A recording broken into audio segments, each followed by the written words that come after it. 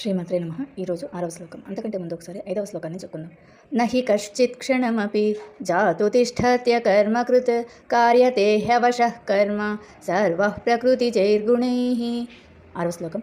కర్మేంద్రియాణి సంయమ్య య ఆస్తే మనసా స్మరన్ ఇంద్రియార్థాన్ విమూఢాత్మా మిథ్యాచారస్స ఉచ్యతే.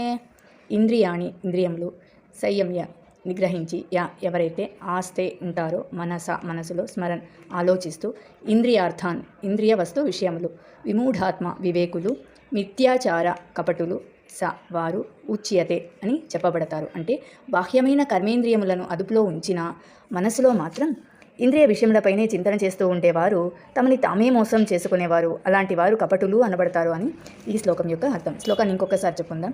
కర్మేంద్రియాణి సంయమ్య య ఆస్తే మనసా స్మరన్ ఇంద్రియార్థాన్ విమూఢాత్మ మిథ్యాచారస్స ఉచ్యతే. 7వ శ్లోకాన్ని రేపు చెప్పుకుందాం.